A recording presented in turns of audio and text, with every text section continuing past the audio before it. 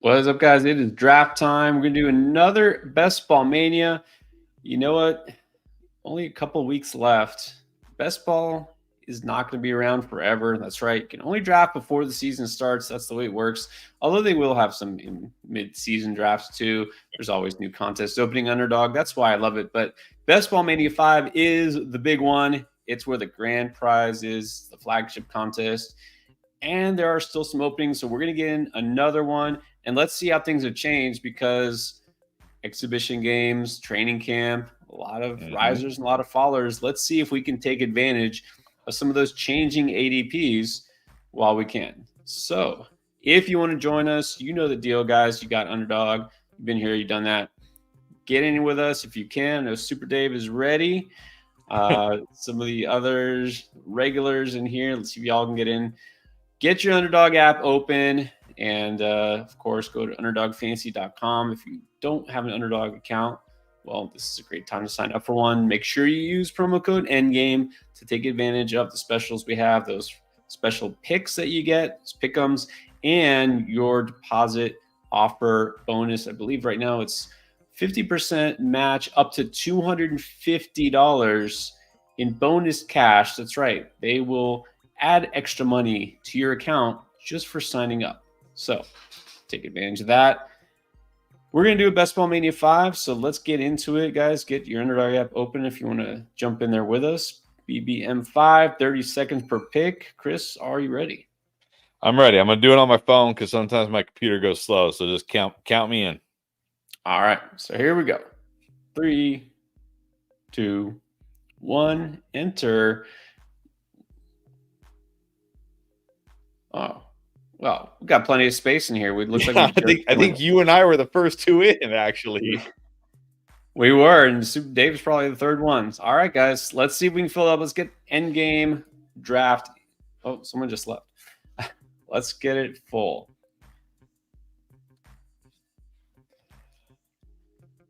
Yeah, not a puppy. We're doing Best Ball Mania, Steven. Yes.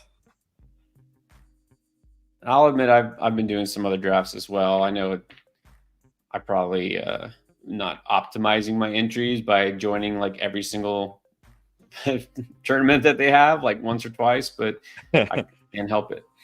Yeah, that's a problem. I know you can get it. These things, like I really wish like the puppies and stuff didn't fill so fast because it's obviously much more cost effective to max out a puppy than it is to max out Best Ball Mania. But it's like they put a puppy up and you basically have 2 weeks. You get 2 weeks and then it's filled. Like, can you max out a puppy in 2 weeks? I can't. I mean, some people do, but yeah, I mean, I wish I had the time. I can't do that, and I hate to auto draft. I don't want to just be in just to be in. So, like, at least I feel like I have a little bit of skin in the game if I join. Each tournament I give one chance, right? One raffle ticket. Think of it that way. Yeah. So, all right. Here we go. I got the 5. You got the 12. All right, I'll take it every time. I'll take it. Yeah, 5 is interesting. We'll see. Yeah, the question is, who do you take at 5 now? I mean, Justin Jefferson, with the knowing that Sam Darnold is the guy week 1 at least. Who knows how long? Jamar Chase still holding out. I don't know. Well, right now by ADP, Amon-Ra St. Brown is the number 5 pick. So. Yeah, he's jumped up. I mean, if he's there, he's your guy. Yeah, if he's there, he's my guy for sure. Yeah. All right, we already got a super chat. Let's get it. Cam got kicks. What's up? Appreciate it. 10-team PPR. This is not a best ball question, so he's asking a 10-team league PPR. Lamb, London, Achan, Josh Allen, Kelsey, Rashad White, Pickens, Cooper, Monty, Najee, McConkey, Jonathan Brooks, and Musgrave, and Brian Thomas Jr. What do you think of that for a 10-team squad? All right, well, you got an elite QB. That's great. You got hopefully still elite tight end. Achan, Rashad White, Monty, Najee, and Brooks at running back, I think is solid. Lamb, London, Pickens, Cooper, McConkey, Brian Thomas. Obviously, you punted tight end. But you know what? In a 10-team league, oh no, you have Kelsey and Musgrave. Never mind. This team is great. This team's great. Yeah. Great. Fantastic team. Well done. Well done.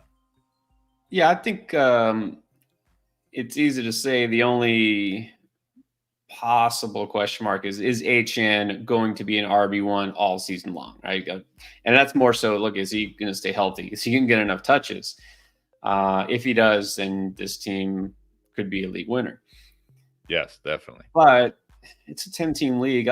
Honestly, it's easy to say, well, Jonathan Taylor, Saquon Barkley, those are safer picks. There is no such thing as a safe running back pick. First round, second round, third round, it doesn't matter, right? All these guys we think are safe aren't. So I'm not going to hate on it. I know I have been saying, HN, I don't love taking him like in round 2.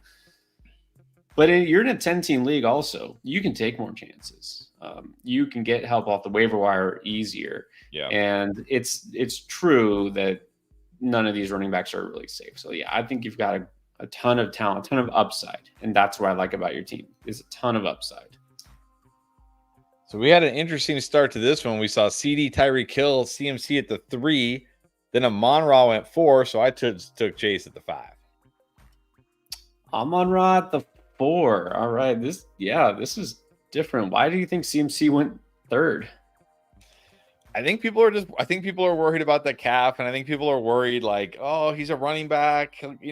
Look, this is since I guess, let's see, he was 2018, 2019, he was like incredible, and then 2020 was when he first started like dealing with injury. So every year, 2021, 2022, last year, everybody has always said the same thing about Christian McCaffrey. I know this guy, if he's healthy, is a stud, but I'm so worried about him this year, right? And look, some years you've been right. You've been like, see, he got hurt. And some years you're like, oh, whoops, I wish I would have taken Christian McCaffrey. Like, I think you got to just take Christian. Now, look, this is best ball, so maybe the guy at 1 Chop C. Lark. Maybe he's got a bazillion. Maybe he doesn't have much CeeDee Lamb and he wants to get some. It could be different, but I think people are a little nervous about the calf and because he's a running back. But for me, Christian McCaffrey, if you gotta take the chance on him staying healthy, because if he does, legit is going to help you win a fantasy championship. Yeah, and here's the thing we keep saying, and you guys have watched us do however many BBMs already this year. If you take CMC, then you've already got your build almost established. You go anchor RB, right? You really don't need to and probably shouldn't take another running back for the next couple of rounds. You can wait then to round 7, 8 to even think about an RB2. Because honestly, you're kind of, no matter who you take, but especially if you take a running back like CMC, you're going to ride or die with that pick. Because if CMC is out and misses the whole season, after week 1, this is just not a league winning team, right? So you just assume that this is going to be your anchor RB, and then you load up on receivers and other positions for the next few rounds.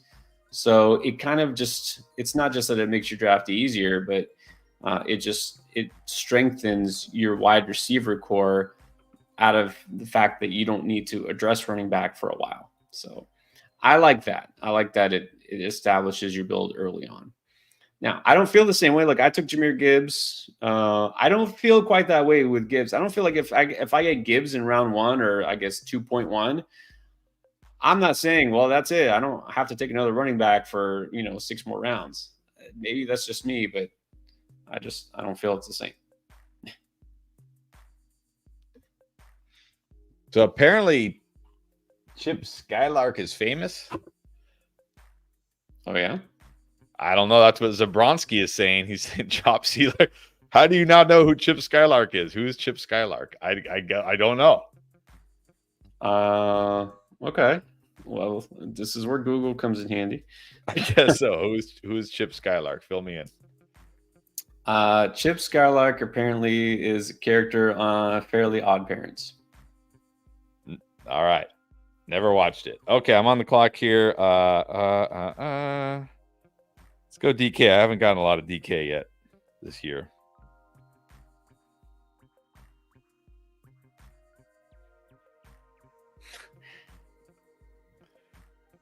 All right. Famous, not famous for fantasy football.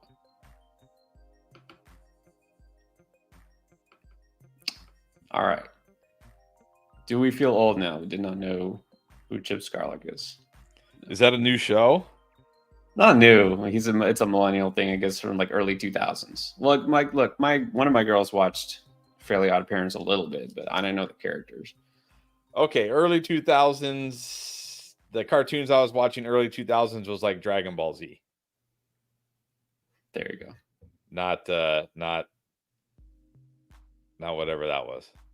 Yeah, I feel or like maybe like early be. 2000s. Was that maybe Aqua Teen Hunger Force? Was Aqua Teen Hunger Force around early 2000s? Yes, now that is a cartoon. Mm-hmm.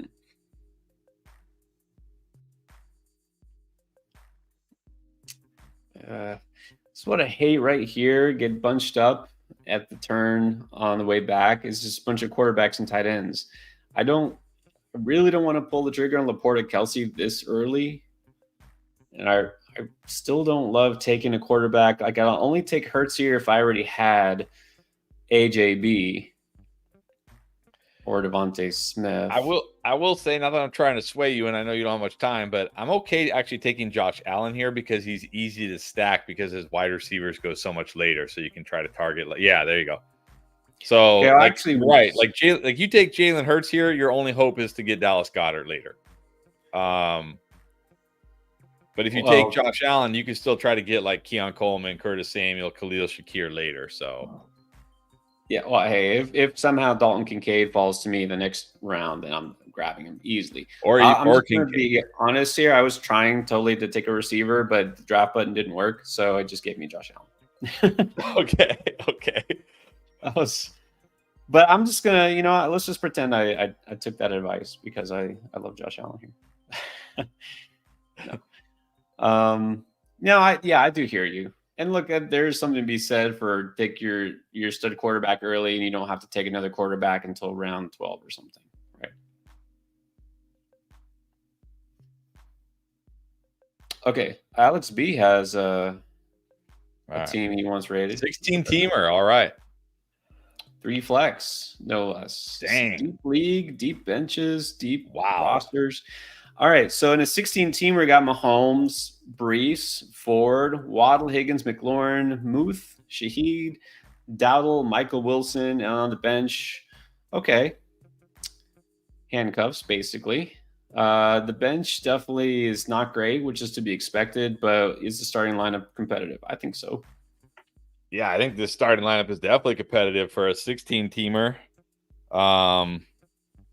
Ooh, do we go 0 RB with Rashee Rice? No, because I've gotten Rashee Rice so much later. I don't feel like I can take him here. Let's just go Etienne.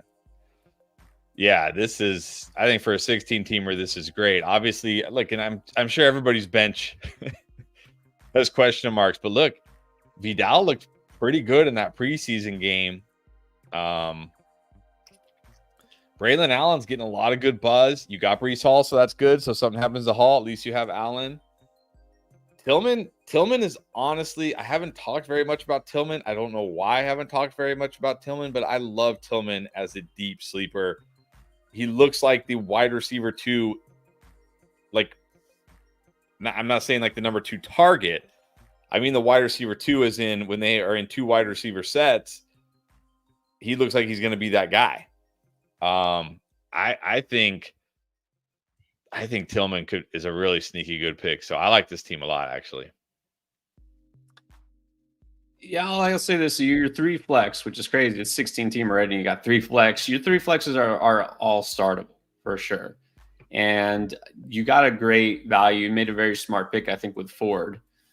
He fell, obviously, and he's not for everybody an obvious RB2. In this format, he's a solid RB2. So I think that was a really smart pick there.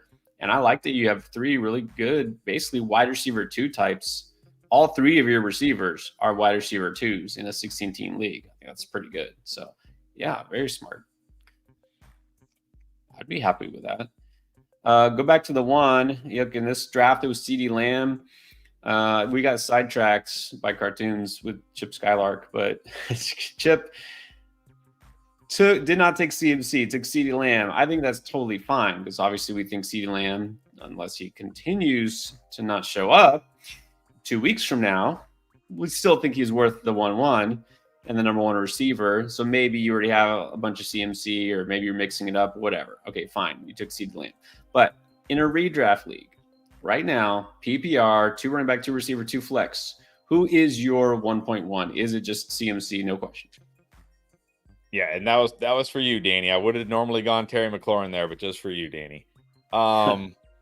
Yeah, I think for me it's Christian McCaffrey. Like I said, anybody can get hurt. Justin Jefferson was supposed to be the safest 101 last year, and he got hurt, right? Like, anybody can get hurt. If Christian McCaffrey doesn't get hurt, he's helping you win a fantasy championship, like almost no doubt about it. So, look, you play to win the game. You scared money don't make money. You can't be in your fantasy draft like trying to play it safe. Look, Tyreek Hill looked like he was going to win everybody who had him a fantasy championship, and then week 14 he hurts his ankle and was just like okay in the fantasy playoffs. Like, you just never know. You don't know. It's a long season. Injuries are going to happen to a lot of players. You got to just take the chance on CMC. It's redraft. Like, worst case, you go out to the waiver wire if CMC gets hurt and you grab Jordan Mason or whoever the handcuff is. You know what I mean? You do your best there, but yeah, especially in a PPR, 2 wide receiver, 2 flex, CMC at the 101, hammer wide. Just don't worry about your RB2. Hammer wide receiver. Maybe grab a stud QB. Maybe grab a stud tight end. And then grab a bunch of running backs late that can be RB2s, upside handcuff type guys. And then just hope CM. You gotta just hope CM. I mean, that's the key. Like, doesn't matter who you're taking in the first round. If that guy gets hurt, you're pretty much hosed, right? So you might as well take a guy for a fact, if he's healthy, will probably lead you to a fantasy championship. Agree with that. By the way, the reference what Danny was saying, he basically said you have to take Worthy or Rice. I do not remember a year like this where I have had so many stacks where I have the wide receiver and I've got the QB lined up, and then somebody who doesn't have any receiver from that team takes the QB 10 picks ahead of ADP. Like, what are we doing? Why are you taking anybody 10 picks ahead of ADP? And why are you taking a QB that you don't even have the wide receivers for 10 picks ahead? It's been crazy this year with QBs. So, yeah, give me Worthy there and let that Mahomes guy have an unstacked Mahomes, because why are you drafting Mahomes in the middle of that round unstacked anyways? Yeah. Look. I mean, you got to feel pretty good about Worthy. Like, I mean, I know it's preseason, but we saw how Worthy's going to be used. Worthy is going to be like the prototypical, so happy I have him in best ball, because this guy is going to have probably 5+ games this year where he catches a long touchdown in this offense. He might not be one of those guys in redraft where you feel great about him every week, but on any given week, you're like scared to bench him because you're watching Red Zone and there's Sky Hansen or whatever. Like, we go to Kansas City now. This just happened, and you see Mahomes throw like an 80-yard bomb to Worthy, and you're like, why did I bench Worthy? Yeah, and you don't have to worry about that. I'll say this. I feel like according to ADP right now, Rice, of course, is starting to shoot up with the Hollywood injury and the fact that it's pretty obvious he's not missing games this year. I think Rice is now, again, going back to where he was before all that. Very early in the best ball season, I think he's getting overvalued. He's getting drafted too high now. I'll wait and I'll just get Worthy, or I'll buy the dip on Hollywood in best ball. But in redraft, I would rather have Rice than Worthy because of that. I mean, in best ball, it seems obvious. You just wait a round or two. I don't know what's the difference now between Worthy and Rice? It feels like it's almost like 3 rounds. No, Worthy and Rice are pretty good. Now it's Hollywood here, because Hollywood is still on the board here, and it would be like, now I kind of wish I didn't pick Worthy and just grabbed Hollywood way here. But Yeah, Hollywood's the one falling now, but now I almost feel like I can't draft Rice because we were. Are you serious? I've gotten sniped on Evan, like literally one pick before on Evan Ingram in like 5+ drafts this year. This is crazy. I'd be like, well, I'm just gonna go Evan Ingram here, no big deal. I can't even go Evan Ingram. I don't want Worthy and Hollywood. Nah. But now I have JS. Now I just took JSN. Now I have GSN DK. That was not smart either. Well, this guy who took Ingram, he already had Christian Kirk. I don't know if that was like, man, it's Maybe. fine. It's I'm doable. not even joking. I've literally been sniped on Evan Ingram. I don't have Evan Ingram in a single draft yet. It's like I keep getting sniped on this guy. Like it's crazy. Yeah.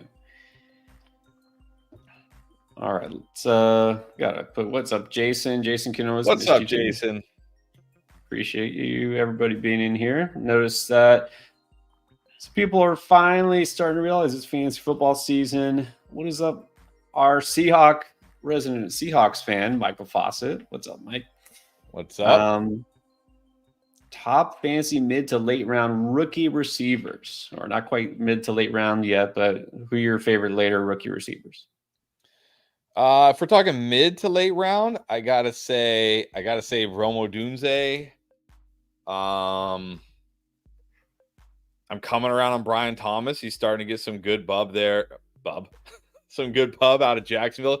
He started camp slow, right? Early in camp, it was like, oh boy, I don't know. He's starting to pick up steam there. I'm coming around on him. Still not too into Keon Coleman. He's fine, I guess. So those are probably like my top two. Odunze and Brian Thomas.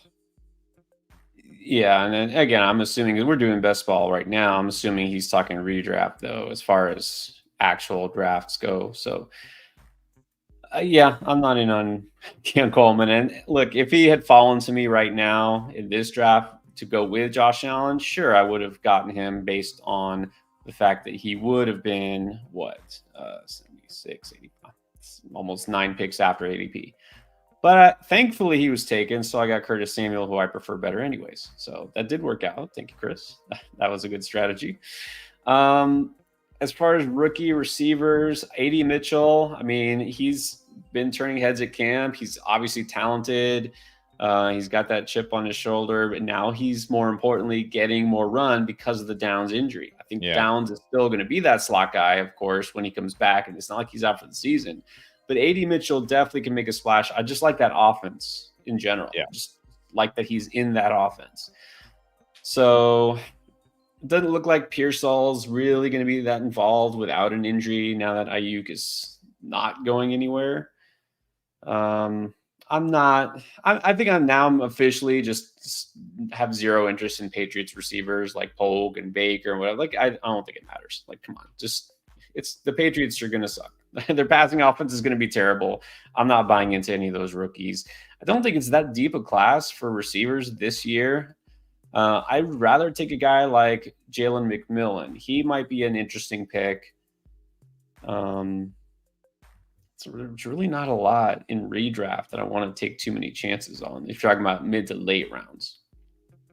Yeah, the thing in redraft is usually those guys are better left on the waiver wire. Like the guys who aren't locked, that we like aren't locked into, right away fantasy relevant starting type roles, because you don't really want to like stash, like you don't want to stash like Jalen Polk of the Patriots, and let's say he's doing nothing for 5 or 6 weeks, and then you end up having to drop him, because you don't want to just sit him on your bench hoping that end of the season he comes around. So yeah, those guys will still be there on the waiver wire 5-6 weeks from now, because they're probably not doing too much early in the year. But hey, you talk again, depends on your draft, depends on your format. I'm assuming you talk about like Xavier Worthy, Lad McConkey.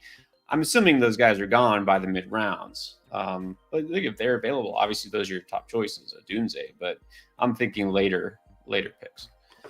All right, I'm still tilted about Evan Ingram, because I'm not even joking. I've been sniped. I don't even know how many drafts I've been sniped on Evan Ingram. Like, it's crazy. It's insane. Look, maybe Evan Ingram's going to get hurt week 1, and I'm going to be like, oh, thank goodness I got sniped so much on Evan Ingram. I hope not, because I like Evan Ingram. But I'm happy that I at least got the Joe Burrow stack with Chase, and I got the Cortland Sutton bring back. So I'm feeling good about that at least. There you go. Look, we talk about this semi-frequently. How much still are you considering week 17 and those stacks and those bringbacks? I mean, does there really have to be consideration for every draft, or are you kind of mixing it up? Are you trying to have some heavy week 17 consideration and some where you just go straight value? Well, I'm always trying to, but there's some drafts you can't, right? Like sometimes it just doesn't work out. But it's always something like, again, like what I try to do is, so when I take Jamar Chase, I go into the app and I star Joe Burrow, and then they're playing the Broncos week 17, so I star Cortland Sutton, I star Marvin Mims, I star Troy Franklin as like a worst case, and I do that, for each one. So I do that like when I took Jalen Waddle, I starred Tua, and they're playing. I think they play the Browns, so I starred like Cooper and Tillman and Judy. Now, but sometimes it doesn't always work out, right? Like maybe I don't get the Tua Jalen Waddle stack, so then it doesn't make sense necessarily. Or maybe like, I couldn't have gotten Sutton there, and then I can't get, it doesn't always work out. But I try to do it. I just think it's one of those things. I don't think it's like a necessity, like you have to do it. Like I think if you just, pay attention to roster construction, try to stack QBs with wide receivers, and take value when it's there, you'll be fine. You'll be just fine. But it's just one of those other little edges that, hey, if I do make it to week 17 with this team, and that Burrow or that Bengals Broncos game is like the highest scoring game of the week, maybe that's the difference. You know what I mean? Right. Yeah. Again, you never want to go out of your way and reach repeatedly just to force a stack or a bring back or anything. But yeah, it's worth considering. I'm looking right now, like I got the Josh Allen, Curtis Samuel, if you want to call that a stack. But, obviously I'm depending on Josh Allen to be a big part of my team. Drafted him early. They played the Jets in week 17. I don't love the Jets for fantasy, I'm not going to lie. But if I can take a late receiver that maybe I can get, Malachi Corley, which is a pretty late pick, I'll throw him in my roster instead of, Greg Dortch or whatever. Right. Exactly. But I'm still not drafting Mike Williams. I'm just not. I think Mike Williams, he's already gone. He usually goes, or maybe not. Maybe he's still on the board. I don't know. He's still on the board here, but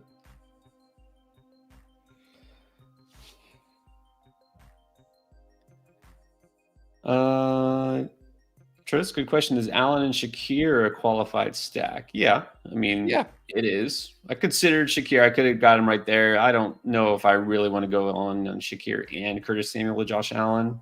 So I'm just happy with one. Omar is asking, is it profitable? Definitely in best ball.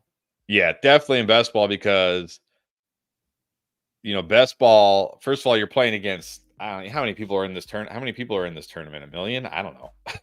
Like you're playing against a bazillion people. So you need that weekly upside.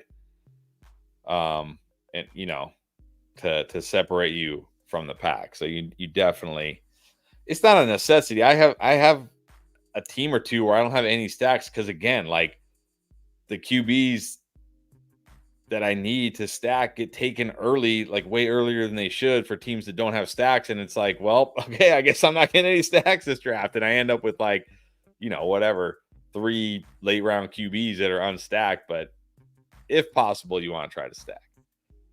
Yeah.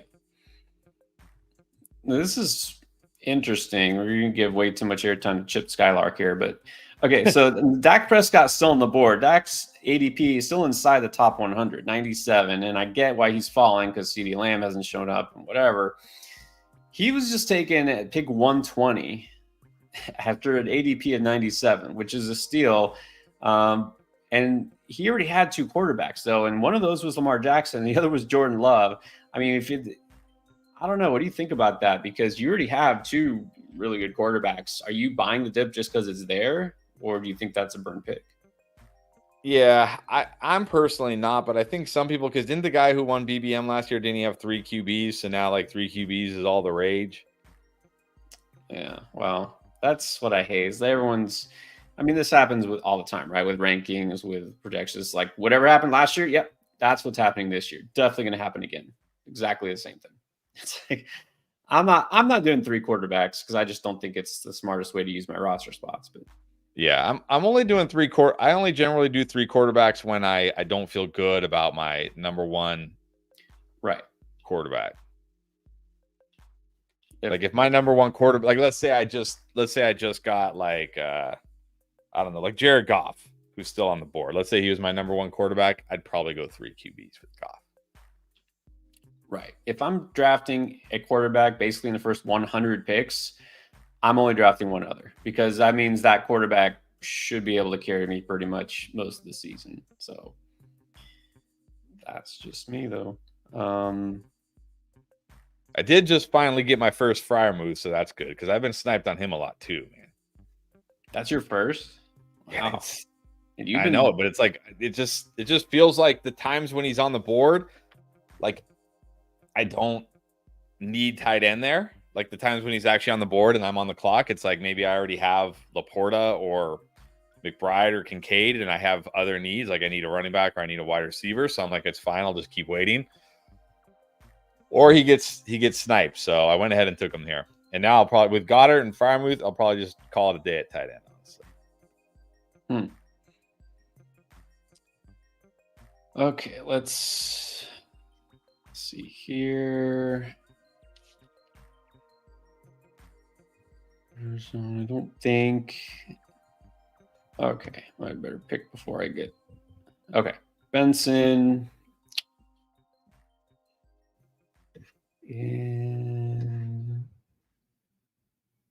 guy I find myself going to more and more often is I like the value in Darnell Mooney, basically number 2 receiver there. Yep. You know, not including Kyle Pitts, of course. Yeah, Darnell Mooney not being talked about at all, other than I think by us. Darnell Mooney, one of my highest drafted wide receivers in Underdog, honestly. It's like, Yeah. Okay, like we love the Falcons offense. We love London. We love, okay, well, maybe you don't love Pitts, but you at least accept that maybe there's a sort of a chance for Pitts. But what about Mooney? Like all the targets aren't just going to go to London and Pitts. Somebody else has to step up. Rondell Moore done for the season. Like it's Mooney. And look, Mooney may not be the guy that in your redraft league that you want in your lineup every single week, but he's going to be one of those guys where you're like, hey, I got bye weeks, I got injuries. He's got upside. He'll have upside. He'll have weekly upside. Right. That's it. It's what you're looking for, that weekly upside, especially in best ball. Touchdown upside for sure. This is half PPR, so that does play into it. All right. I don't think I have any Eckler yet. I haven't really been drafting Eckler. I don't need tight end. I don't need one of these QBs. And I'm sorry, I just can't do it with Zeke. I can't do it with Zeke. I'm sorry. No. Don't blame you. Okay, so first we'll get a couple more questions. Joshua, you are correct. We do have an app. It is called Draft Lane. I'll throw that up there. We have a little thing for it, right? You want to put that? Should we put that up? Yeah, we don't. There's not like a link or anything, I don't think. I think somebody found it one time. But it's on the App Store or Google Play. Draft Lane. I just typed it into the chat so you can see exactly how it's spelled. There you go. I put the little ticker on. Oh, there you go. Yeah, that's what I was thinking. It's like, no, we have a ticker thing. Draft Lane. Definitely check it out. Free to download. Got a lot of features, of course, especially the draft pilot, which will help you on draft day. So you are correct. This is a good point, Tris. We know, Washington guy. I had been drafting, and I have already drafted a ton of Jahan Dotson right around that same spot. So I'm pivoting a little bit to Mooney and maybe some other guys, partly because I already have so much Dotson, want to vary my exposure. Partly because now maybe he's not a slam dunk like I thought he was. I mean, I'm not too worried about coach speak and we want him to step up, because here's the thing with Dodson. Remember last year, I don't think any player got talked up and hyped up more in training camp than Dodson. He was not, no kidding. People would go back and check if you don't believe me. He was being drafted in like the 4th round or 5th round of fantasy drafts last year. He was being drafted like as a no doubt wide receiver too. The hype was way too much. And of course, what happened? It was a big bust. But I think even at his ADP, I don't care if they're saying, he's locked into that job or not. I still think he's definitely worth a shot, especially an underdog. Yeah, and I know, like, look, it's a little concerning right now for sure. But look at the rest of that roster. We got Luke McCaffrey, Diami Brown, who's done nothing through however many years he's been in the league. I don't even know, who are the other, it would be, you got Olamide Zacchaeus, Martavius Bryant, who they just signed, who hasn't played since I think 2018. No way. They got Martavius Bryant. Yes. If Jahan Dotson literally is not the wide receiver 2, then I think we just have to accept that Jahan Dotson's career is over. There's not, it's not like he has to beat out some world beaters here. These guys are not threats, or they shouldn't be threats. I should say they shouldn't be threats. If they are threats, then that's a very, very bad thing for Jahan Dotson. So, yeah, I still believe he's going to be the wide receiver 2. And look, I did recently hear a quote from Dan Quinn that was much more positive about Dotson, about how he's working hard and he's progressing, and they like what they're starting to see from him. So I still have faith that he will be the wide receiver 2, because again, who else is it really going to be? Now, what this really does though for me is it just makes me even higher on Terry McLaurin, because I feel like Terry McLaurin is just going to get all the targets in this offense. He's going to be the entire Commanders passing attack, basically. Yeah, I agree with that. It does inspire some confidence in McLaurin, because he's the guy they're sold on. And you talk about new management, new coach, and all that. Maybe they're not sold on Dotson. Okay, maybe not. But, when push comes to shove on game day, they're going to go with their best players. And I just still think he's talented enough. They haven't talked badly about him. I don't think there's anything I've seen that's been negative about Dotson. It's just maybe he hasn't stepped up as much as we want him to. Yeah, it's because in that first, or it's because he's been playing a lot.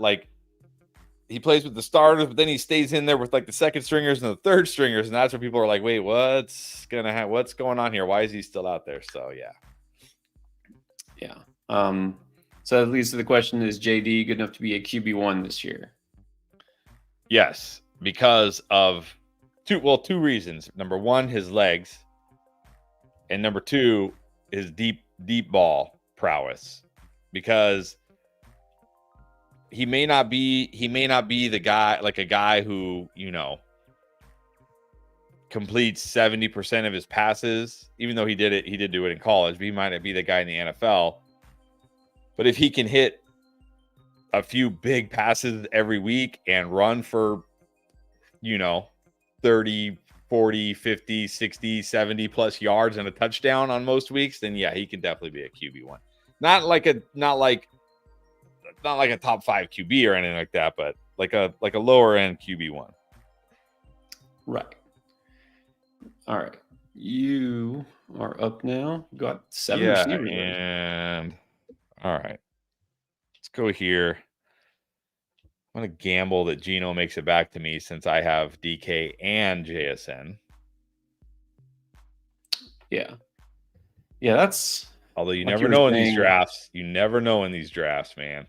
Well, I know that I always wait too long on quarterbacks. Quarterback, whatever their ADP says, they're going to go before it almost all the time. I mean, Dak was an exception because of, what's going on. But even these late quarterbacks, I'm like, I can wait. Maybe No. Somebody always reaches on these quarterbacks for some reason. So this is why I took Aaron Rodgers to get the bring back that Jets Bills week 17, because if I'm waiting and I'm looking, my guy that I would maybe want is Will Levis because I already got Calvin Ridley.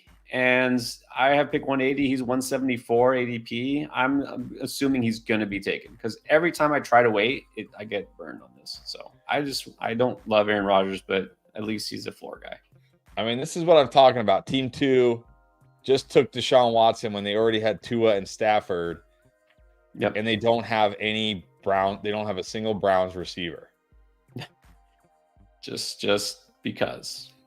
So, I mean, I guess it wouldn't shock me if this guy took Geno Smith here, even though he doesn't have any Seahawks.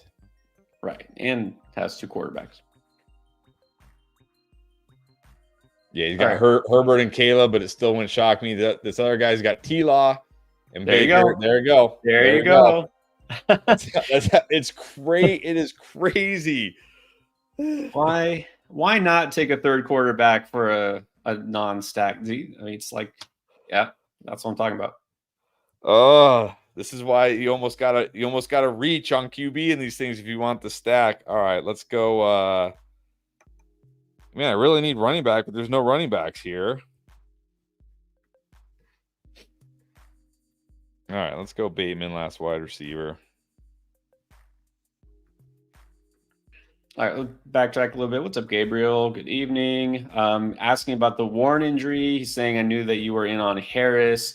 Does he move up? I didn't check where these guys got drafted so far, but legit question. Jaylen Warren with a hamstring could be out a little bit.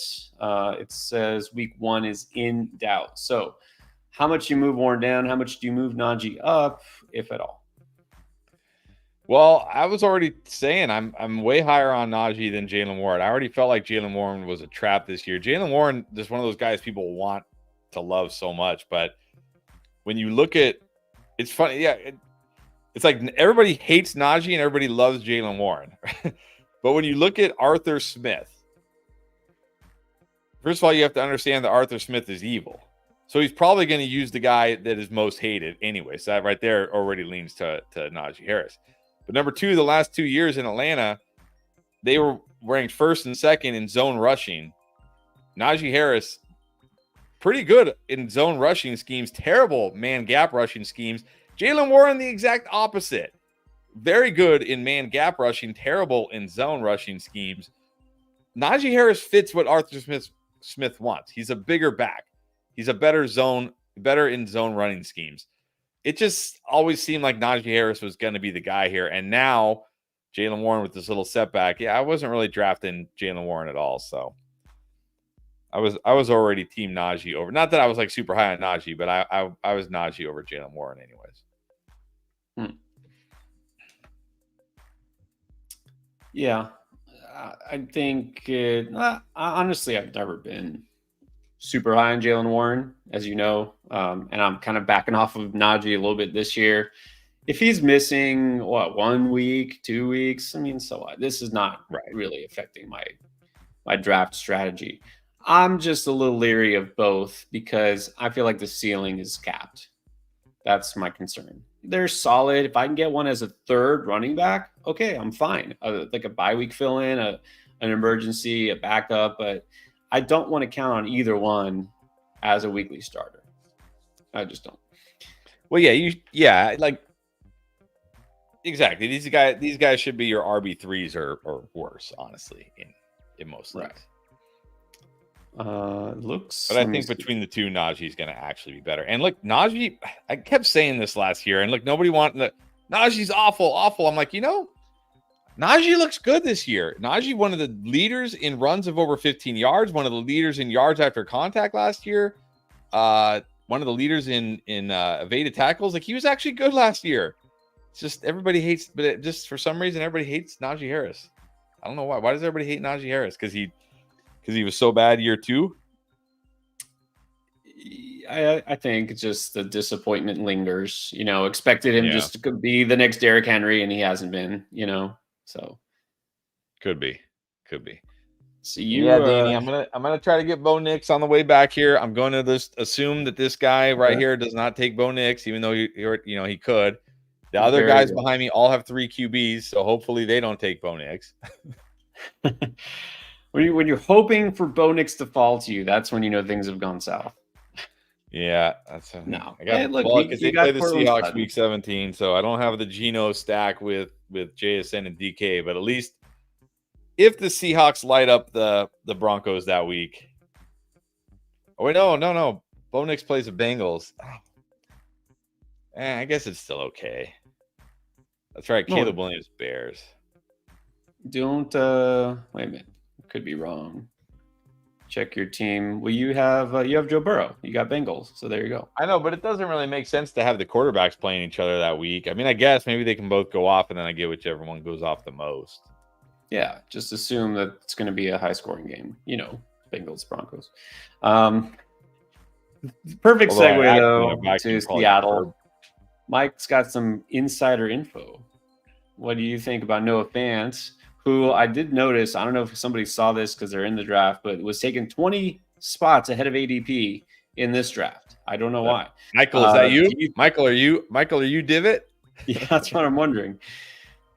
Yeah, I definitely have, like, I'm not even gonna mess around. Just give me Bo Nix. I'm not gonna hope he makes it back to me.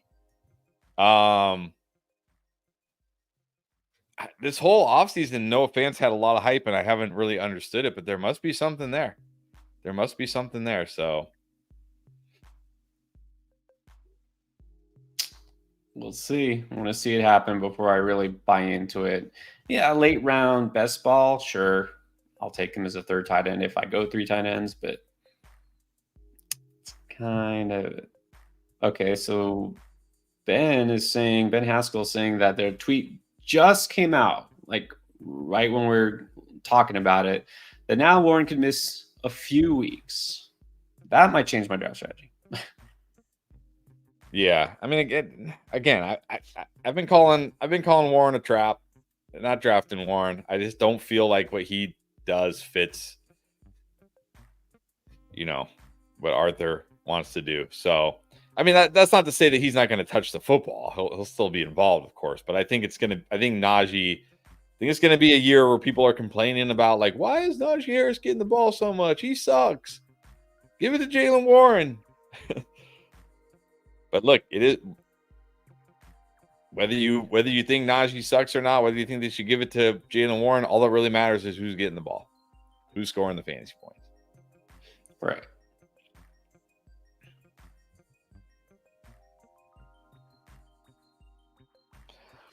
All right, who's my favorite last round running back of the day? Wow, I see Eric Gray's ADP has jumped up after the preseason. All right, I'm doing it. I don't care. Cam Akers. League winner. Finally will be a league winner. This is the year.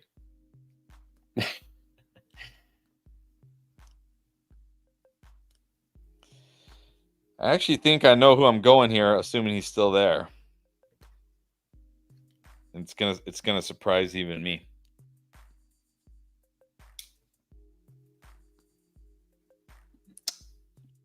All right. Yeah, I like Eric Gray. I don't mind Eric Gray, but I already had Devin Singletary, so I don't want to load up on Giants running backs. Well, you don't really want to handcuff in best ball anyways, because no, it's not Will Shipley. Will Shipley's already been picked.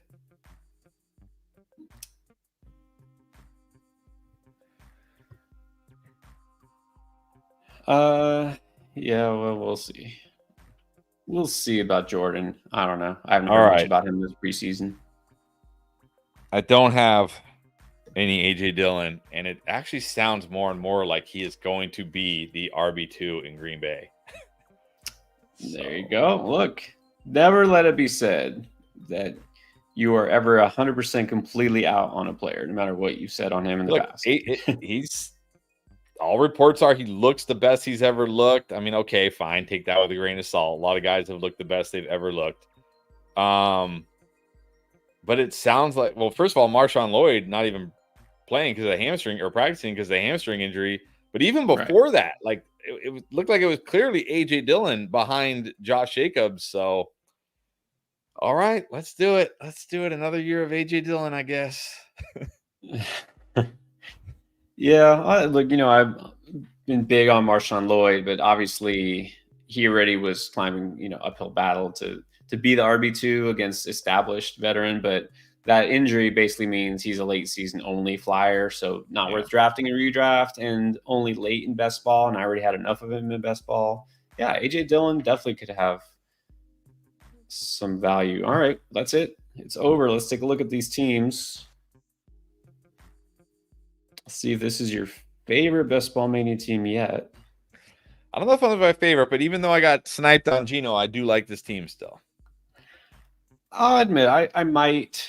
Nah, I probably won't. I was gonna say I don't have any Bo Nix. Maybe I'll grab him, and I probably won't, but I should have at least some, right? Okay, Joe Burrow, Bo Nix. All right, there we go. So you got the Week 17 showdown. Etienne, Rashad White, Eckler, Alan Vidal, and Dylan. I have a ton of Vidal. I know that. And I'm grabbing a lot more Braylon Allen. I haven't gotten a lot of Eckler. I did draft AJ Dillon once, like last week.